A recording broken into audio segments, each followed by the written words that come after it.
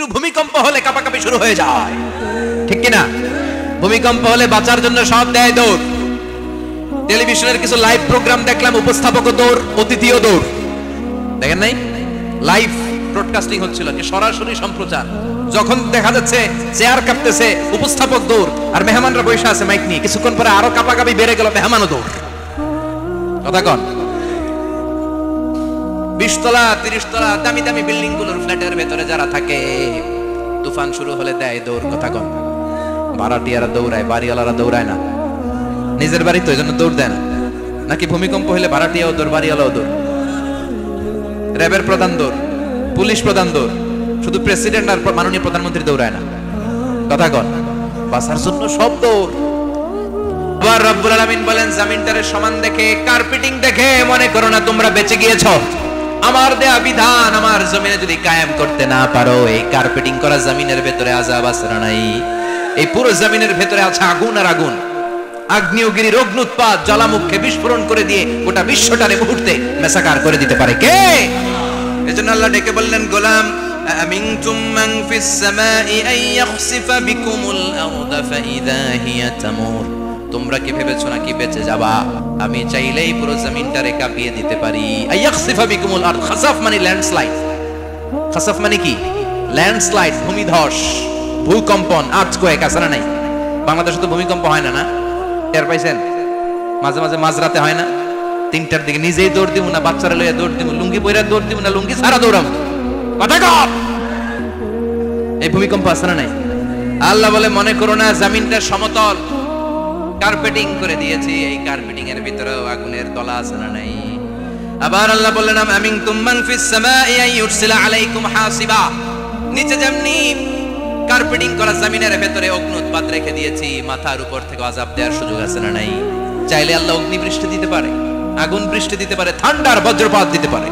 জন্য নিজ দিয়ে তিনি যেমনি আযাব দিতে পারেন, ভূমিকম্প দিতে পারেন, জলোচ্ছ্বাস দিতে পারেন, উপর থেকে তিনি শিলা বৃষ্টি দিতে পারেন কি পারেন না?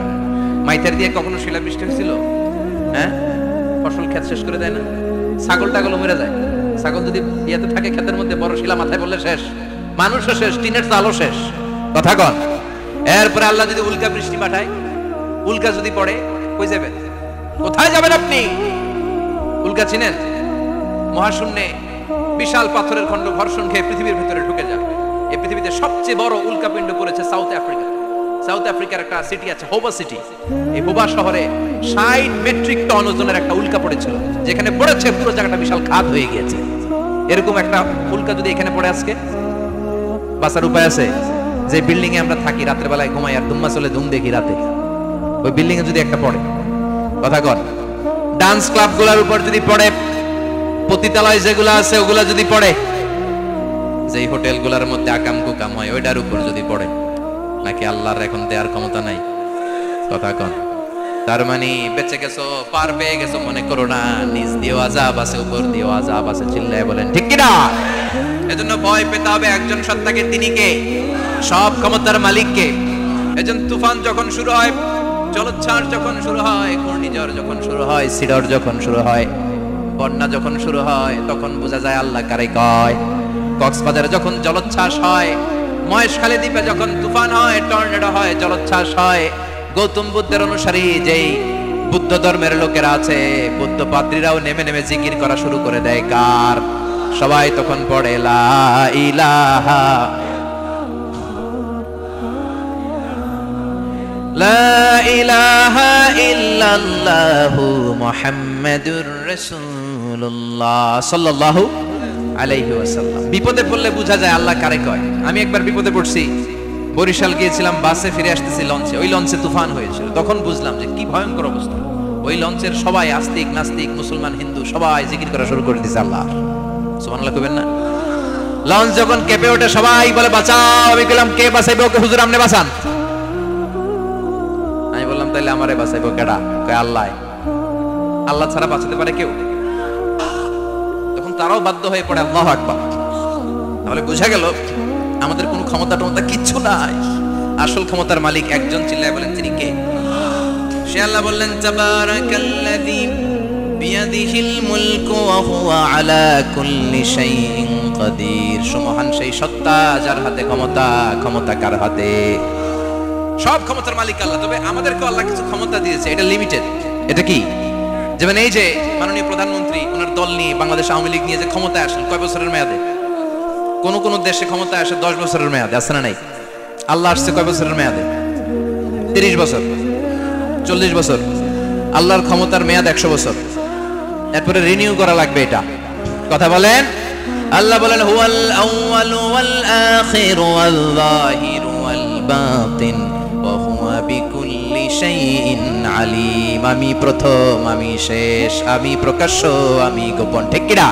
প্রথমে আল্লাহ আল্লাহ, শেষেও আল্লাহ আল্লাহ, আকাশে আল্লাহ আল্লাহ, জমিনে আল্লাহ আল্লাহ। সবাই পড়েন, প্রথমে আল্লাহ আল্লাহ, শেষেও আল্লাহ আল্লাহ, আকাশে আল্লাহ আল্লাহ, জমিনে আল্লাহ আল্লাহ।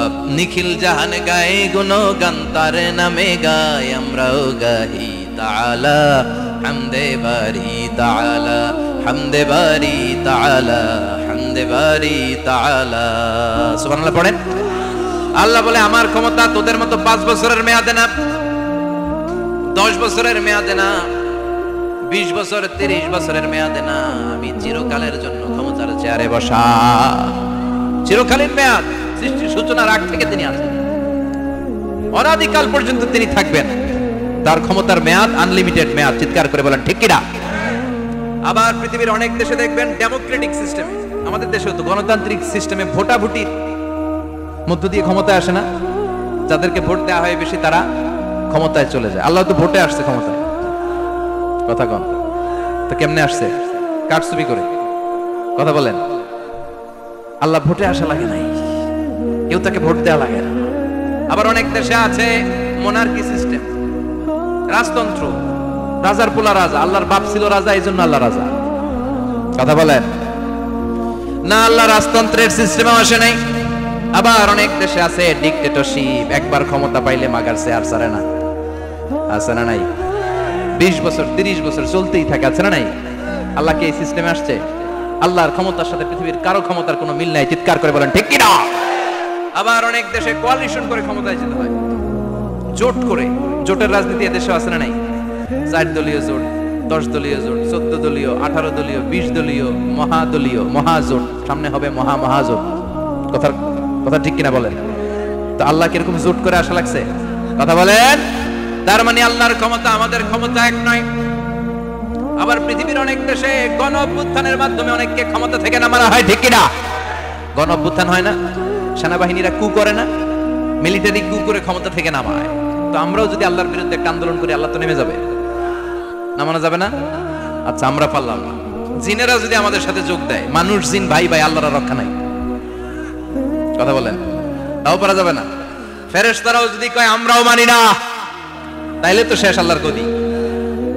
আল্লাহ বলে গোটা বিশ্বের সবাই মিলে যদি আমার বিরুদ্ধে আন্দোলনে নেমে যাস, আমার ক্ষমতার বিরুদ্ধে যদি মিছিল দেয়া শুরু করে দিস, আমার ক্ষমতার 1 ইঞ্চিও কমাতে পারবি না। সুবহানাল্লাহ পড়েন। এজন্য আল্লাহ বললেন তাবারাকাল্লাযী বিয়াদিহিল মুলকু ওয়া হুয়া আলা কুল্লি শাইইন কাদির। সুবহান সেই সত্তা যার হাতে ক্ষমতা, ক্ষমতা কার হাতে? আবার দেখবেন পৃথিবীর অনেক দেশের রাজারা, রাজা সিস্টেম যেখানে বয়সের ভাড়া যখন নুজ্জ হয়ে যায়, 80-90 বছর বয়স হয়ে যায়, স্বেচ্ছায় ক্ষমতা ছেড়ে দেয়, ছেড়ে দিয়ে রিটায়ারমেন্টে যায়। কথা কন, শোনেন নাই মনে হয়? আছে না নাই?